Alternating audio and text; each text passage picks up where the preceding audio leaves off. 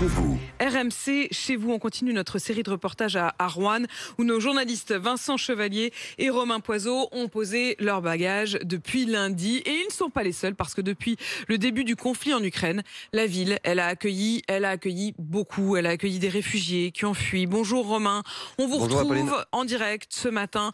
Ce matin, vous nous parlez de ces familles d'accueil que vous avez rencontrées et qui se retrouvent par la force des choses au carrefour entre l'aide humanitaire et la campagne présidentielle. Et nous sommes allés dans les locaux de l'association Roanne-Pologne. En fait, elle s'occupe avec la mairie de 38 familles ukrainiennes qui sont réfugiées, démarches administratives, vêtements. En fait, elle les accompagne au quotidien. On s'est intéressé au point de vue politique de ces associations qui sont en contact avec la détresse ukrainienne. Nous sommes avec Natalia et sa famille ukrainienne ainsi qu'avec des membres de l'association. Je m'appelle Natalia Andrushenko. Il n'existe pas de mots assez forts pour vous dire à quel point on vous remercie.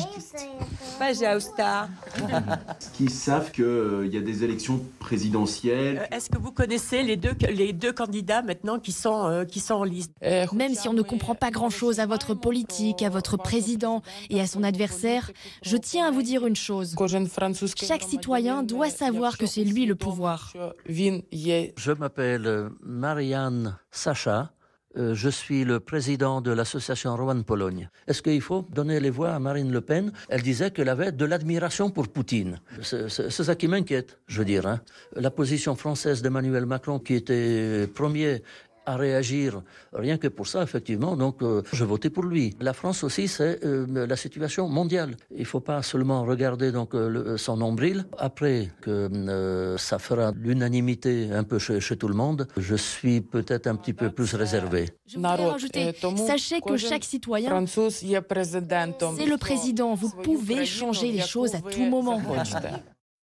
On a entendu donc le point de vue de ce président d'association militant engagé. Romain, est-ce que les habitants de Roanne partagent son avis? En fait, pas vraiment. La crise ukrainienne, elle a très peu d'impact sur le choix des électeurs. La majorité des personnes que nous avons rencontrées nous ont dit que la guerre ukrainienne n'était pas une priorité, c'était pas un critère de sélection du candidat à l'élection présidentielle.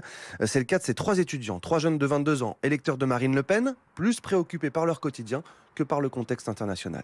L'international est important, mais on a traversé tellement de choses ces dernières années, on n'arrive pas à penser plus loin que nous. Ouais, être présent dans tous les conflits dans le monde, c'est parfois un peu obligatoire, mais au bout d'un moment, il faut aussi penser à nous, aux Français, aux jeunes qui arrivent. Moi, ma priorité, c'est nous, la France, avant de penser aux autres. Il faut d'abord balayer sa porte avant de balayer dans celle des autres, je pense. On accueille des réfugiés d'hier, c'est bien, mais ces personnes-là, on va leur donner des logements, alors qu'il y a des jeunes, des étudiants, un appartement, aujourd'hui, c'est cher. Même en location, c'est très cher. Ou alors rester cohérent dans l'aide qu'on leur propose. Aider les Français comme on aide les migrants, quoi. Je me suis posé la question de voter pour elle ou pas. Et finalement, j'ai eu un peu la vision du jeune.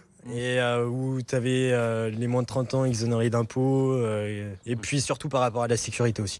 Alors ça, c'est l'avis de ces 3 jeunes. On a surtout constaté à Roanne que la crise ukrainienne était importante pour les habitants, oui, mais qu'elle n'était en aucun cas déterminante dans le choix d'un candidat.